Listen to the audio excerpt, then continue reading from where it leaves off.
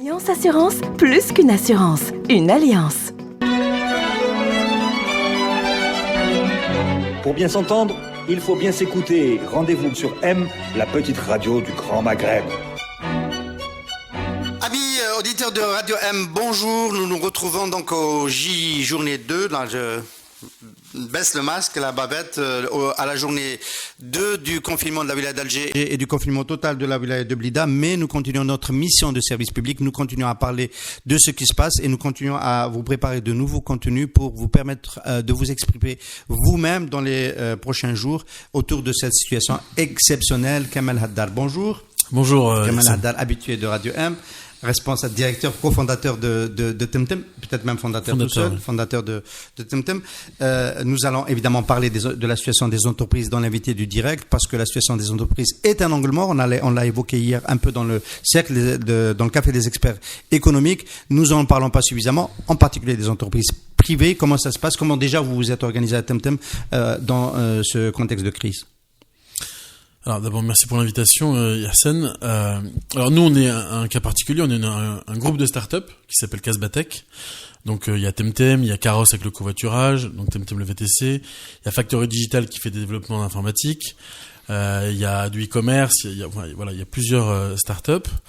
Et la première décision qu'on a prise, ça fait maintenant plus de 2 semaines, on peut voir sur mon profil Facebook et LinkedIn, j'ai annoncé samedi il y a 2 semaines le télétravail de 80% des équipes, c'est-à-dire sur 80 personnes d'ailleurs. 80% des 80 personnes étaient en télétravail le dimanche matin. Depuis ce matin, 95%, donc moi et quelques dirigeants, tout le reste en fait sont en télétravail. Ça signifie quoi, télétravail exactement? Télétravail, ça veut dire que les gens... Alors, il y a 2 choses. La première étape, c'était de mettre la majorité des gens en télétravail. C'est le premier point. La deuxième étape qu'on a faite depuis ce matin, on a mis tout le reste, à part les décideurs, en télétravail. Et aussi, maintenant on a proposé, parce qu'il y a une baisse d'activité flagrante, soit des congés payés, soit des congés sans solde pour les gens qui le souhaitent. Donc on a laissé le choix. Pourquoi? On reviendra tout à l'heure, parce qu'il y a une situation critique, qui est économique, qui est la baisse d'activité. Donc on anticipe, au lieu de subir, dans quelques semaines ou dans quelques mois. La situation critique, elle est d'abord sanitaire. Elle est sanitaire, est-ce qu'on va parler de la situation économique? Est-ce que il y a, ça comprend quoi les 80 ressources qui sont télétravail, 80% sur les 80% sur les 80, maintenant 95%. Oui. C'est le back office, ce sont les gens qui travaillent en desk. C'est pas la flotte des chauffeurs Temtem. Nos partenaires chauffeurs sont toujours actifs. D'accord, pour l'ensemble de la flotte. Maintenant, le marketing, le commercial, tout le back office, on a mis en place techniquement la possibilité de le faire depuis la maison. Et donc c'est pour ça qu'on est passé. Alors par exemple, le service client. Techniquement, il fallait prévoir le fait de basculer avec la fibre optique et du WiMAX, de basculer maintenant à la maison. On n'a pas de WiMAX à la maison, par exemple. Donc c'est pour ça qu'on est passé de 80 à 95. Il fallait le temps pour nos équipes de basculer. Mais déjà, à 80%, les commerciaux, les marketeurs, l'admin, etc., etc. Donc chaque manager gérait ses équipes à distance. Donc maintenant, ça y est, le service client est à la maison. Le service chauffeur, qui est important, qui gère toute la flotte. Alors nous, on est l'exception qui confirme la règle, c'est qu'on continue à recruter des chauffeurs à distance, parce que on avait déjà anticipé, on avait un programme, on a lancé une application qui s'appelle Devenir chauffeur sur les stores, qui permet de recruter avec la même qualité les chauffeurs. Parce qu'aussi on se prépare à la reprise. Il n'y a pas un segment qui manque là, la formation? Bien sûr, dans l'application, la première étape, il y a 6 vidéos de formation e-learning. Ensuite, il y a des évaluations, des quiz pour savoir s'il a bien compris la formation. Et s'il a moins de 90% de bonnes réponses, il est bloqué, c'est fini. Et si c'est bon, il prend en photo sa carte grise, son extrait de casier judiciaire, tous ses papiers administratifs. Et ensuite, il y a le back-office qui est maintenant chez lui, qui l'appelle pour confirmer que c'est bien lui. Il y a des tests pour voir. J'ai posé la question de Kamal Haddar. Est-ce que tu es en train de nous dire qu'à Temtem, on peut recruter un chauffeur sans jamais le rencontrer? À partir depuis le mois de janvier, oui, exactement.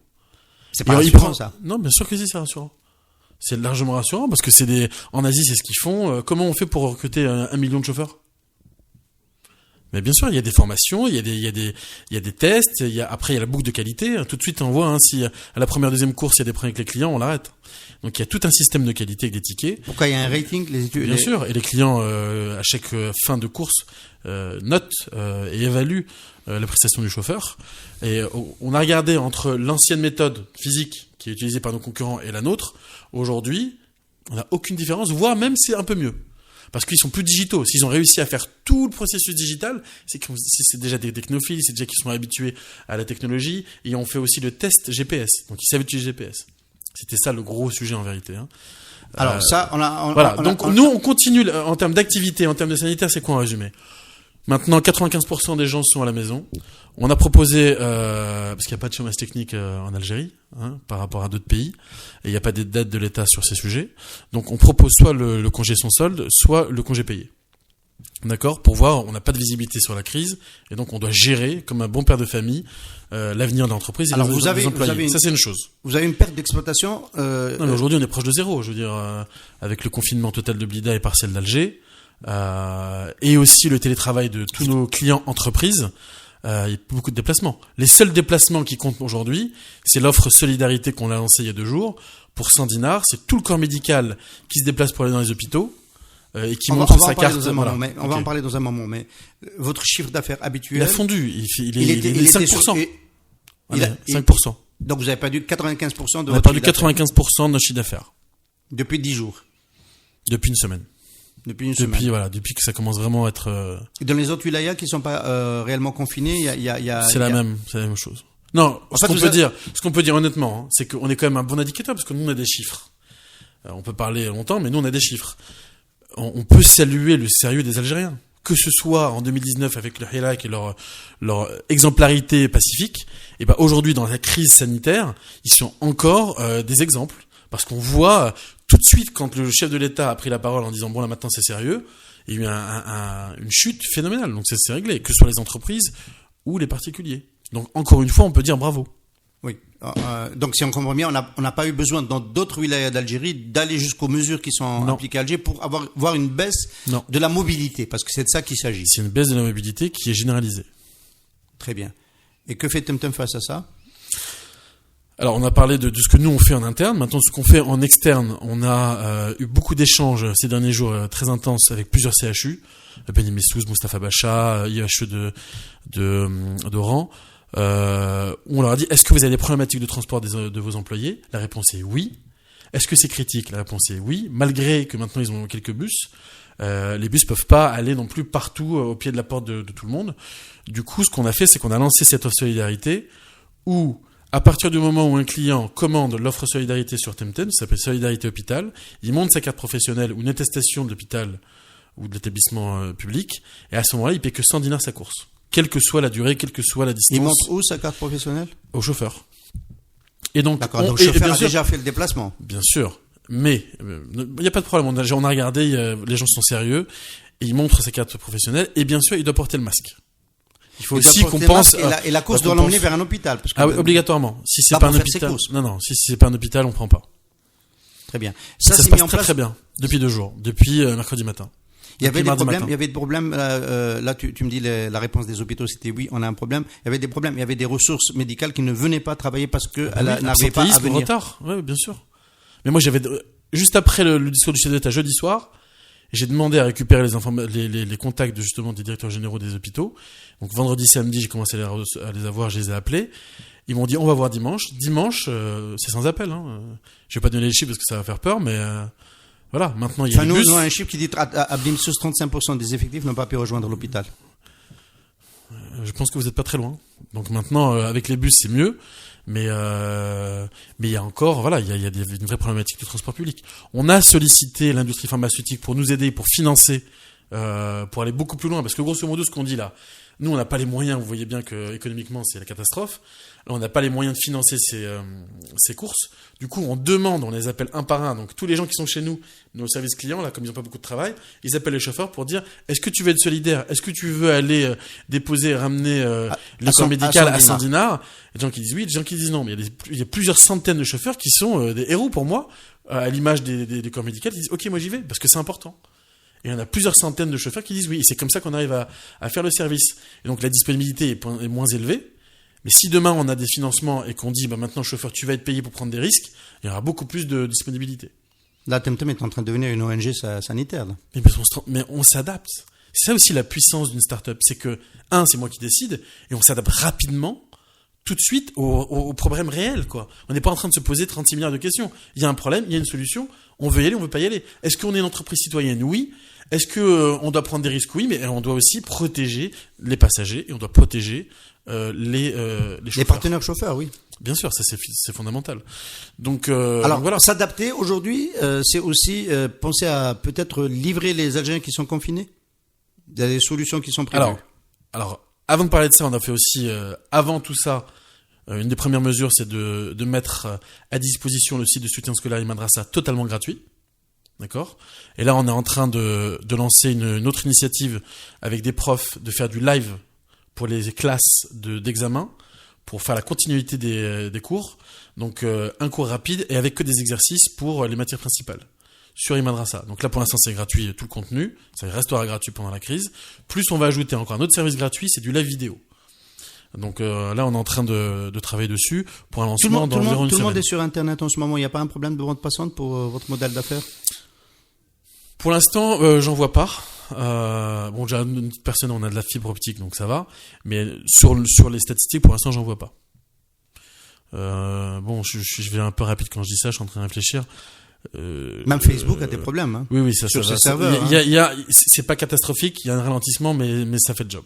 Ça fait le job. Ça permet pour l'instant de prester. Ouais. Très bien. Donc sur la vidéo, on va voir. Hein. On a fait des tests, mais s'il y a 1 million de gens qui nous suivent, ça va être compliqué, je pense. D'accord. Donc ça c'est les modes d'adaptation qui permettent de faire face à la crise. Solidarité avec le corps, avec les soignants pour leur déplacement. Sur l'éducation. Tu sais qu'on a aussi un jeu de, comme tout le monde est chez soi. Est-ce qu'on peut en acheter dans le public Alors les jeux de société, on les a fait à 50% pour que les gens puissent se cultiver en même temps qu'ils sont chez eux. En ligne, on livre. Vous allez sur le site nour-box.net et on livre sur le Grand Alger au rang Constantine. D'accord. Bon, ça fait partie des opportunités de la crise. Non, moi 50% on perd de l'argent. C'est très bien sur un jeu, on fait pas beaucoup de marge. Hein. Donc là, c'est vraiment Et pourquoi moins 50% ? Pour que les gens, pour attirer les gens, tout simplement. C'est pas avec ça qu'on va devenir riche, je vous le dis tout de suite. C'est un stock, on s'en débarrasse, tant mieux, et voilà. D'accord. Et c'est une opportunité aussi pour dire cultivez-vous pendant la crise. C'est aussi avec les enfants, avec la famille, c'est aussi un moment pour se retrouver, pour être déconnecté un peu du monde. Et c'est ce qu'on dit depuis des années de toute façon. C'est lâcher le téléphone, retrouvez-vous en famille. Oui. Donc là ils ont plus le choix, donc allez-y. Oui, on peut dire qu'on a plus le choix. Là, on parlait donc lâcher le téléphone, retrouver vos familles, sortez quand même faire des courses. Alors, là je l'annonce en exclusivité. Dès la semaine prochaine, on va lancer une application qui s'appelle TemTem One. C'est la super application de TemTem. Donc à partir de la semaine prochaine, vous allez télécharger une seule application. Vous aurez TemTem, le VTC, Carrosse, le covoiturage. Vous aurez Market pour se faire livrer des courses dans plusieurs wilayas, notamment avec un réseau de 150 hanout, plus Uno. D'accord, qui joue le jeu, qui voulait pas le faire à la base parce que c'était pas sa priorité, mais en tant qu'entreprise citoyenne a dit bon, c'est maintenant qu'il faut le faire, on va le faire, on vous accompagne. Donc ça, je salue Uno, il va livrer. Donc Rebrab, top. Il joue le jeu, c'est des professionnels, donc on va aussi hyper vite, on industrialise tous les process. Donc ça c'est top, et on va pouvoir livrer dans l'heure avec une livraison express ou standard dans les 4 heures. Donc plus de 3500 références, donc il n'y a plus besoin de se déplacer. Alors là, on a besoin de comprendre. Les chauffeurs partenaires de TemTem font le job du livreur, mais celui qui livre, c'est le hanout, comme c'est appelé. Alors, nous, ce qu'on fait, c'est qu'on met à disposition les hanout partenaires, d'accord, leur magasin en ligne. Qui recrute les hanout partenaires ? C'est le service client ? C'est nous, d'accord. Donc nous, ça fait déjà longtemps qu'on a ce projet-là. Là, on l'a accéléré pour aller plus vite pour cette crise. Donc là, on sera disponible dans une semaine, d'accord. On a aussi un autre partenaire qui nous a beaucoup aidé à convaincre aussi les hanout, parce que c'est vraiment des hanout sophistiqués. Hanout, c'est des supérettes. Ouais, des supérettes. Des supérettes qui sont, c'est des supérettes entre 300 mètres carrés et 1000 mètres carrés. Donc c'est des gens sophistiqués, qui sont aussi un peu digitalisés. Donc Ifri, c'est notre partenaire principal dans cette opération depuis plusieurs mois. Et c'est eux qui nous ont ouvert les portes du réseau. Et donc voilà, on leur propose, on va leur mettre à disposition toute la logistique et tout le digital pour permettre la livraison. Nous, c'est notre... Et en plus, on fait la livraison. C'est-à-dire que qu'est-ce qui se passe en plus en termes d'adaptabilité à la crise, c'est que nos chauffeurs, faut pas oublier, ce sont des gens, des pères de famille, notamment, qui ont besoin de gagner de l'argent. Ramadan arrive, qui va payer les courses? Donc on va les transformer en livreurs. Pour info, on avait déjà anticipé, on a aussi l'agrément de l'RPCE pour faire la livraison de colis et de courrier. Donc on fait aussi avec... C'est Temtem ou surtout les VTC qui ont cet agrément? Alors moi je sais que je l'ai. D'accord. Je sais que d'autres l'ont pas. Ok. Nous on l'a. Parce que de toute façon, nous ça fait déjà plus depuis un an qu'on fait moto et on fait livraison moto. Donc nous on l'a. D'accord. Donc on a anticipé. Alors comment ça va fonctionner? Je suis à la maison, j'ai je télécharge Temtem One, donc après j'ai la possibilité de j'aurai toutes les applications. Je clique, je suis déjà localisé, donc l'application va afficher les supérettes partenaires qui sont proches de chez moi. Je fais mes courses comme du e-commerce, hein. Je veux de l'eau free, je veux mes pâtes, mes machins, etc. Je confirme. Et ensuite, si je choisis Express, en moins de 60 minutes, je suis livré chez moi. Et le paiement se fait à la livraison. Se fait à la livraison. D'accord. Donc c'est le chauffeur-livreur qui va encaisser. Absolument. Il vient avec le reçu de. Il vient avec le reçu. On lui donne le carton. Et pas de contact quand même. Pas de contact. Alors là, c'est une super opportunité pour regarder clairement maintenant le gouvernement et l'État pour leur dire, vous avez vu qu'aujourd'hui l'inclusion financière c'est une priorité. Parce que alors le gouvernement ça sert à rien de lui parler à Radio M ici, il regarde pas Radio M. Si, il regarde, vous inquiétez pas. Il y a des ministres qui regardent, notamment celui des startups, ils regardent parce que c'est important pour eux. Donc l'inclusion financière c'est important. Si on avait le paiement en ligne, comme dans d'autres pays, il y aurait moins de contacts, donc moins de propagation du virus. Alors que même là, on est obligé de recevoir la monnaie. Oui, mais bien sûr. Donc on pose le carton, il n'y a pas de problème. Mais à un moment donné, même si on a des gants, même si on a un masque, il y a la monnaie, quoi. Mais c'est mieux que les personnes aillent dans une supérette, parfois même s'affrontent parce ça commence à paniquer, ils veulent tous la même eau, tous les mêmes pâtes. Et donc là, la propagation du virus, c'est autre chose. C'est pareil pour les pharmacies. Est-ce que ça nécessite, il y a un surcoût quand quelqu'un accepte, il doit déléguer quelqu'un pour faire le carton, pour faire les courses, avec son caddie, tout ça, à la place du client qui vient le faire lui-même. Il y a pas de surcoût qui. C'est pas un surcoût parce qu'on va augmenter son chiffre d'affaires. C'est une opportunité. On va considérablement, je vais vous dire, on a un plan de communication, télé. Il y a des hanoutes qui souffrent en ce moment de ne pas vendre. Non mais c'est pas ça, c'est qu'à un moment donné, même ta capacité à vendre, elle est réduite. Ça c'est la première chose, t'as des hanoutes qui ont fermé et qui maintenant font de la livraison ou par appel. Parce que il y a une autre chose aussi, quand tu parles de sanitaire. C'est protéger d'abord mes employés. Moi je suis une supérette, il faut quand même être inconscient pour laisser ses employés au contact de milliers de personnes qui arrivent. Faut pas oublier aussi autre chose. Ça, c'est un argument. Ça, c'est un argument, mais il y a aussi autre chose. Regardez en France. Il y a eu des bagarres dans les supérettes, dans les hypermarchés et dans les grandes enseignes. À un moment donné, si on arrive à des stades avancés de la propagation du virus, on peut arriver à ce genre de conflit ou de situation. Donc, encore une fois, on anticipe. Et pourquoi on anticipe? Parce qu'on est des startups et on sait anticiper, on sait prendre des décisions rapidement. Donc, on protège les employés des supérettes. On protège les clients de contact avec d'autres clients et aussi des employés des supérettes qui sont en contact de plein de gens, de plein de clients. Du coup, c'est que des avantages. Et le surcoût, au lieu que ces employés soient là en train de faire de la caisse, etc., ils s'occupent des commandes. Et je vais vous dire, tous nos partenaires supérettes, il n'y avait pas eu besoin de longtemps pour les convaincre. Mais 150, ça reste faible quand même comme chiffre. Non, parce qu'avec 150, on a calculé, ça fait des distances entre... pour Alger, pour Alger, ça fait des distances entre 3 et 5 km et ça fait des prix pour le transport de 300 dinars maximum. Donc on va faire un prix fixe à 300 dinars. En fait, on a intérêt à commander pour 3000 dinars pour justifier 300 dinars de toute façon, voilà. Parce que si on commande juste une pizza pré-cuite, oui. Le prix de la course va être supérieur à... Oui, en général, là, vu le contexte, c'est pas avec c'est clair. Alors ça, c'est le modèle d'affaires qui s'installe en période de crise et qui va. Cette application, on n'est pas en train de faire des petites mesurettes. On fait des vraies mesures. Vous allez voir dans plusieurs grandes chaînes algériennes, on va faire de la pub à la radio, à la radio. On attend le bon de commande. On va faire des pubs à la télé. Là, c'est vraiment massif. C'est plusieurs millions de dinars d'investissement. Et on sait qu'on va perdre de l'argent. Mais parce que, on est encore une fois une entreprise Plusieurs millions de citoyenne. dinars. Bien sûr. Si je te donne le chiffre, tu vas pas comprendre. Plusieurs millions de dinars, ta banque te suit? Là, c'est pas ma banque qui me suit, c'est mes actionnaires qui sont aussi des Algériens citoyens qui me suivent. Parce qu'ils savent que, c'est l'avenir, donc c'est un investissement, mais que deux, il faut le faire maintenant, même si maintenant on va perdre plus d'argent que si on l'avait lancé dans une situation beaucoup plus stable. Alors tu m'aideras à convaincre mes actionnaires à moi de mettre de l'argent dans Radio M en ce moment. C'est plus difficile. Et si tu parles des banques, je vais te donner un exemple très concret. Aujourd'hui, qui est très concret, ça date d'hier. On a demandé une facilité de caisse parce qu'on a des décalages de trésorerie et tu sais très bien que maintenant on fait pratiquement plus que 5% de notre chiffre d'affaires. Donc c'est que maintenant on a besoin des banques. Okay, décalage de trésorerie sur le segment entreprise. Sur entreprise, sur le VTC, parce que les entreprises nous payent à 30 jours et nous de payer rapidement nos chauffeurs. D'accord ?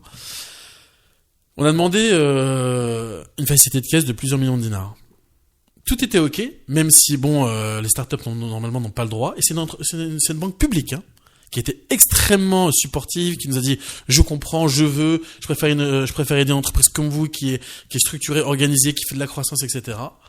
Quand toutes les autres banques n'ont pas voulu nous aider, donc en banque publique, on la cite. Donc banque publique, j'ai pas eu l'autorisation donc je le fais pas. Et à la fin, il a fallu la mise à jour CNAS. Sauf que la CNAS est fermée. Donc t'as pas le crédit. T'as pas la facilité de caisse. Alors, la CNAS ne donne pas de mise à jour en ce moment. Ah bah non. Il n'y a plus personne pour donner ça. Non, il y a que le dépôt, mais t'as pas les gens qui font, par exemple, comment ça s'appelle, les échéanciers, etc. Donc là, nous, là, on va pas payer maintenant celle de, tu vois, le mois du mois en cours. Donc ça, c'est des cas concrets. Encore une fois, t'as des gens qui nous font confiance, qui veulent nous aider, mais il y a toujours des choses qui bloquent. Et c'est dans ces moments-là où le monde entier, et je prends le cas qu'on connaît, la BPI en France et même dans d'autres pays, en Espagne, en Angleterre, etc., où maintenant les banques, les institutions sont en train de dire « Vous inquiétez pas, on va vous donner même soit des exonérations ou des délais de paiement de 6 mois à 1 an », nous on dit « Non, il faut payer tout de suite ». C'est ce qui a été dit effectivement pour la CNAS. Venez payer plus vite qu'avant. Soyons sérieux. Et ce serait quoi la bonne mesure? La bonne mesure, je suis désolé. Pour les entreprises en difficulté, c'est 0. On a donné pendant 10 ans des entreprises qui créent pas de valeur, qui s'appellent l'Ansège, 0 dans toutes les taxes. Et nous, je parle pas de nous de Temtem, de toutes les startups qui créent de la valeur, des emplois. Encore une fois, on crée plus d'emplois avec tous les VTC, donc nous et nos concurrents d'emplois, que le premier recruteur d'Algérie. Ok? Et on doit payer des taxes. Alors que pendant 10 ans, on a dit aux gens aux entreprises de l'Ansège, c'est 0. Je suis désolé, à un moment donné, les taxes, il faudra bien les payer, mais peut-être différemment. Mais avec plaisir que je les paie quand on fait du bénéfice, quand on est une entreprise qui a. Là, il s'agit pas de taxes, là, il s'agit de la couverture sociale des travailleurs. Est-ce que l'Ansège, ils avaient de l'exonération CNAS? Oui. L'IRG? Oui. IBS? Bien sûr. IBS? Oui. Toutes pour les porteurs de projets. Oui. Et on fait quoi, nous? D'ailleurs. On fait quoi, nous? Nous, on emploie indirectement plus de 5000 personnes. Et en direct, 80 personnes. Ça, c'est juste VTC. C'est juste Temtem. Sans compter toutes les autres entreprises. Donc, moi, je préfère, si j'avais des responsabilités pour dire, OK, comment je gère mon budget, je dirais oui, OK. Pendant 10 ans, j'ai subventionné des entreprises qui n'ont pas créé de valeur. Là, je préfère dire que, parce qu'il y en a combien des entreprises, des startups qui créent vraiment de la valeur, qui créent vraiment de l'emploi? Pas beaucoup. Merci. Donc, c'est possible de faire ça. Donc, ça coûte combien à l'État? Rien. Donc faisons-le. Pas beaucoup et rien, c'est pas tout à fait pareil même. Mais rien, c'est quoi? On parle quoi? On parle même pas de 100 millions de dinars. Est-ce que ce discours est porté par le ministre en charge des startups? Le ministre en charge des startups, je lui ai remis un rapport qu'il a lu, dont il est d'accord. Il a porté ce sujet avec même les autres VTC. On s'est réunis il y a 1 mois. On lui a dit voilà ce qu'on veut. On a rencontré des gens du ministère du Travail, de la CASNOS, etc. On lui a expliqué comment marche notre business, etc. C'est porté et normalement ça doit être voté. Donc là, avec tout ce qui se passe, qu'est-ce qu'il doit voter? Des mesures d'exonération? Bien sûr, des mesures d'exonération, de facilité, etc. Que le ministre en parlera lui-même. C'était déjà avant le Corona. Avant le Corona. Et honnêtement, c'est pas pour faire de la pub au ministre des startups ou quoi. Mais moi, je lui tire mon chapeau. Pourquoi? Parce que il a vécu ce qu'on vit aujourd'hui. Il était aussi start-upper. Donc il comprend tout ça. On n'est pas en train de lui expliquer quelque chose de théorique. On est en train de lui dire, nous aussi, on est comme toi quand tu étais start-upper. Donc ça va hyper rapidement et donc il est d'accord. Donc maintenant voilà, il faut qu'il explique, il n'est pas tout seul et aux autres ministres, à l'administration, et c'est normal que l'administration doit prendre des sujets un par un pour les analyser, etc.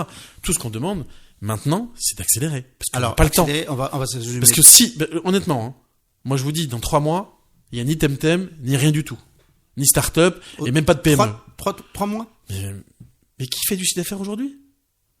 Qui fait du chiffre d'affaires? On a une banque qui nous soutient? Non. On sait quand est-ce que le virus va s'arrêter? Non. Est-ce qu'on a de la visibilité?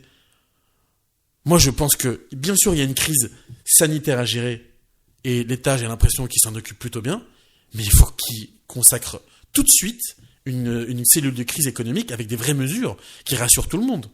Ça, c'est pas un luxe, c'est une obligation. C'est tout de suite et c'est maintenant. Ce serait quoi donc parce qu'avec un pétrole à $24, si l'économie ne tourne pas, il y a rien qui tourne. Hein. Il y aura plus de morts économiques que de morts humains. Même si on met pas ça au même niveau, je suis d'accord. Mais à la fin, la mort économique, c'est des gens qui ne peuvent pas payer à manger à leurs enfants. C'est ça la mort économique.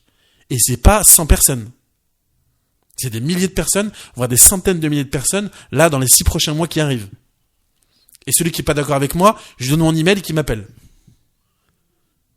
Il n'y a pas besoin d'être Einstein pour comprendre ça. Et c'est partout dans le monde. Regardez, il y a 500 milliards qui ont été débloqués dans des pays comme l'Allemagne. 300 milliards en France. Ils font pas ça pour se faire plaisir. Ils savent que c'est la catastrophe. Aux États-Unis, c'est pareil, etc., etc. Alors nous, on ne demande même pas ça. L'économie algérienne est beaucoup plus petite que ça.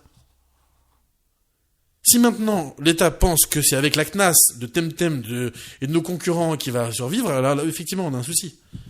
On sait très bien que c'est pas ça. Ce serait quoi les mesures, Kamalada? Bon, on a compris moratoire fiscal et parafiscal. On a compris qu'au niveau bancaire desserrer les trains qui fait que on vous bloque pour un accélérer mais on a bien conscience que ça ne suffit pas parce que le marché est toujours pas là. Hein. D'accord. Accélérer l'inclusion financière, urgent. Le GE monétique, la Banque centrale, les ministères des Finances, tout le monde sait ce qu'il faut faire. Les banques privées, publiques, tout le monde sait ce qu'il faut faire. Ils ont des rapports depuis 10 ans sur comment on fait. Les systèmes sont pré-informatiques. Il faut décider, il faut aller vite. Il faut se donner un objectif avec une date en disant, voilà, le 30 juin, le 1er septembre, c'est en ligne. Et c'est la priorité. Et tout le monde doit bosser dessus. Point. L'inclusion financière, ça c'est une forme de digitalisation des transactions. Mais bien sûr. Dématérialisée. Mais bien sûr, mais ça va débloquer énormément de choses. Ça va créer de nouvelles startups. Il y a plein de startups qui peuvent pas naître aujourd'hui parce que l'inclusion financière n'existe pas. Deuxième, la signature électronique.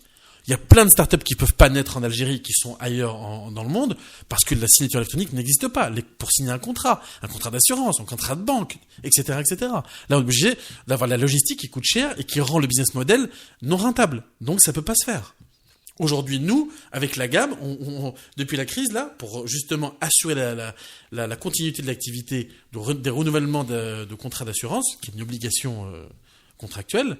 Donc maintenant, on va livrer, pour la gamme et pour d'autres, les contrats d'assurance auto. Parce que sinon, ils sont voilà, c'est légal de... Et ça ne se fait pas de manière dématérialisée. Voilà, donc maintenant, on le fait. Donc c'est un surcoût pour l'assurance, pour l'assureur. Oui. Mais si on avait la signature électronique, c'est pas un surcoût. Donc il y a plein de business qu'on peut lancer comme ça, plein de startups. Et donc la jeunesse algérienne pourrait créer comme nous ce qu'on a fait avec Temtem, d'autres qui ont fait avec d'autres startups. L'idée c'est même plus nous là, moi c'est même plus moi. Le marché est tellement grand que c'est pas ma personne. Et tout le monde peut lancer des startups, tout le monde peut réussir. Maintenant, il y a des prérequis. L'inclusion financière, la signature électronique, l'accélération de la création de la banque pour les startups, l'accélération de la facilité de créer des fonds d'investissement. Je connais beaucoup d'investisseurs franco-algériens ou de la diaspora qui ont beaucoup d'argent, qui veulent investir. Mais pour créer un fonds d'investissement, c'est trop compliqué. Il y a des fonds d'investissement, de nos investisseurs qui veulent créer des fonds d'investissement structurés en Algérie. Ça fait 2 ans qu'ils attendent des autorisations. Alors qu'il y a de l'argent qui attend. Donc, à un moment donné, c'est bon, il faut faire. Là, maintenant, c'est même plus le chef d'entreprise qui parle, c'est le citoyen. Il faut délivrer. Il faut des dates. Il faut dire, voilà, je m'engage. Au 1er septembre, l'inclusion financière, c'est ça. Le signature électronique, c'est ça. Etc., etc., etc. Et les banques, bien sûr, elles doivent prendre plus de risques avec des entreprises qui créent de la valeur. Je ne demande pas qu'on prenne des risques avec des startups qui font 0 chiffre d'affaires. Pour moi, et là où on bloque avec les banques, c'est de dire, OK, vous faites du chiffre d'affaires, mais vous n'êtes pas rentable. Mais c'est ça l'essence même d'une start-up. Nous, ce qui nous intéresse, et l'indicateur que nos investisseurs voient, c'est la croissance. Est-ce que tu fais plus de chiffre d'affaires? Est-ce que tu fais 10, 20, 30% de chiffre de croissance? Oui, on fait des croissances à 2 chiffres dans tous les segments. Dans moto, dans livraison, dans 100% L, dans business, dans tout. Alors oui, il faut nous aider. Le jour où c'est pas le cas, non, il ne faut pas nous aider. Ça veut dire qu'on est mauvais. Et moi, et là, je suis d'accord, on n'est pas les mauvais. On fait pas de solidarité. Là, on est dans le business. Mais le business, il y a des règles. Il faut s'adapter au nouveau monde numérique. Les pays qui ont peut-être le mieux réagi, la Corée du Sud, notamment en Asie, ce sont ceux qui étaient les plus digitalisés. Ça a permis Ce sont ceux qui ont été plus digitalisés, qui ont su créer des startups nation. Comment ils ont fait? C'est les gouvernements chinois, le gouvernement sud-coréen, qui ont aidé des entrepreneurs sérieux à devenir gros. Et comment ils les ont aidés? Déjà, la dépense publique. Pourquoi je vais prendre des entreprises multinationales qui sont même pas implantées en Algérie pour des services? Pourquoi je vais pas prendre Temtem? Pourquoi je vais pas prendre des concurrents? Pourquoi je vais pas prendre Factory Digital qui fait des sites et des applications pour l'étranger, pour des multinationales en Algérie, mais pas pour l'État? Kamal Haddad, Dans mes mesures que j'ai publiées, Casbatech, les 13 mesures pour les startups, il y a aussi favoriser dans la dépense publique les startups qui sont sérieuses. Je demande pas de la solidarité. Je demande qu'on soit prioritaire. C'est tout ce que je demande. Si on n'est pas bon, faut pas nous prendre. Parce que derrière, c'est un service qu'on doit rendre aux citoyens. Quand tu as doit être bon. Comme interlocuteur le ministre en charge des startups, peut-être que ce discours, effectivement, parce qu'il a passé par cet itinéraire, il l'a transmis. Mais quand tu regardes Abdelmajid Tebboune à la télévision, est-ce que tu as l'impression qu'il peut comprendre ça? 74 ans, complètement. Bon, on a vu une réunion, il n'y avait pas un laptop sur la table. C'est un peu perdu, là. C'est une cause perdue. Un petit peu. On doit se dire ça, quand même, non? Je vais te dire. Parce que c'est pas ton ami c'est pas ton jeune ministre qui fait la décision dans le gouvernement. Je sais pas s'il prend la parole, d'ailleurs. Non, mais c'est pas mon ami. C'est quelqu'un qui était start-upper comme nous, qui comprend et qui son job de tous les jours est de faire du lobbying, de faire de la pédagogie et de convaincre. Alors c'est les autres ministres pour agir. Attends. Moi, je veux pas être le Big Boss, il y croit pas. Il y croit parce que sinon, il aurait pas mis un jeune start-upper de 26 ans au Conseil des ministres.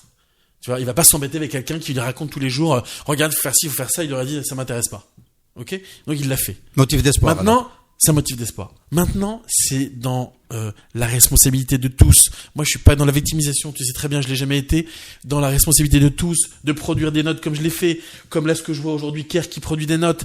Qui fait ça? On est 2, on est 3. Il y a combien de personnes? Chaque acteur économique a ses responsabilités. On doit le faire, on doit mettre de la pression, on doit proposer des choses, on doit faire en tant que citoyen, entrepreneur, militant, proposer des choses dans la construction. Pas dans l'État, non, le truc, non, je suis pas dans ça. Moi, je fais ce que j'ai à faire, j'attends personne pour le faire, et en même temps, je dis voilà, vous voulez nous aider? Voilà ce qu'il faut faire. Et on continue tous les jours. Coucou, c'est nous, vous devez nous aider, c'est ça. Et pourquoi je suis ici? Moi, je prends des risques. À être ici dans les médias, à parler, etc. On le sait tous. Mais je le fais, c'est ma responsabilité. Attendez, on parle pas d'un... Moi, demain matin... Là, les auditeurs, ils risquent de ne pas bien comprendre. Il ne s'agit pas du risque sanitaire. Non, pas du risque sanitaire. Ouais, je suis en train de prendre des risques parce que je suis en train de dire des réalités, que ça va pas. Il y a des choses qui vont bien. Là, tu me dis, est-ce que le président machin... Je te réponds. Bien sûr que oui. Est-ce que le président comprend ce discours? C'était ça la question. Bien sûr que oui, il est sensible. Et quand bien même il l'était pas, il a maintenant quelqu'un qui est traducteur, qui lui explique, voilà c'est quoi les impacts. Est-ce que mon grand-père ou ma grand-mère ou mon père ou ma mère comprend aussi bien que moi la digitalisation du monde? Non, c'est pour ça qu'ils s'entourent. Donc voilà, maintenant, encore une fois, moi j'adore ça. Les gens ils disent, l'État doit faire, En même temps on dit, non, faut nous laisser faire. Enfin, je comprends plus rien là. L'État doit faire son travail et moi je fais le mien. Moi le mien, c'est d'agir dans mon domaine, d'être le meilleur possible et aussi d'être un citoyen exemplaire. Donc, dans la situation actuelle, c'est tout ce que j'ai dit avant. Et maintenant, dans l'économique, mon rôle, comme d'autres gens sont venus te voir, eux, ils ont fait aussi leur rôle d'acteur économique, de dire, voilà ce qu'on pense qu'on devrait faire. Voilà, c'est quoi la priorité. Et moi, j'ai dit, c'est quoi mes priorités? Pour le bien de tout le monde, des citoyens, de l'État et des entrepreneurs. Alors, le chiffre d'affaires, on va finir sur quand même une bonne note. Le chiffre d'affaires du groupe Casbatech et de Temtem, aujourd'hui, c'est l'application One. Et c'est l'adaptation à la nécessité de livrer les Algériens confinés. Beaucoup d'espoir? Alors nous, Factory Digital, continuons, parce qu'on a beaucoup de développeurs, on continue à développer des sites et des applications et des programmes de digitalisation des entreprises à travers le monde. Donc nous, on continue. Le monde s'est pas arrêté, donc c'est en remote, donc on peut continuer à travailler. Et tout le reste, oui, on se réinvente, mais en mode accéléré. En mode accéléré, voilà, on est une start-up avec des jeunes talents, Je vous dis, ils dorment pas, ils bossent beaucoup. On les pousse et on leur explique aussi. C'est la première fois qu'ils ont affaire à ce type de situation. Donc voilà, on fait ce qu'on peut. Merci Kemal Haddad d'avoir été notre invité du direct ce mercredi matin. La semaine file vite. Merci à nos amis auditeurs de nous accompagner. Retrouvez-nous pour le reste de l'actualité, les informations sur le site de radio-m.info et sur nos réseaux sociaux, Facebook, Twitter, Instagram. Merci à vous. Alliance Assurance, plus qu'une assurance, une alliance. Pour bien s'entendre, il faut bien s'écouter. Rendez-vous sur M, la petite radio du Grand Maghreb.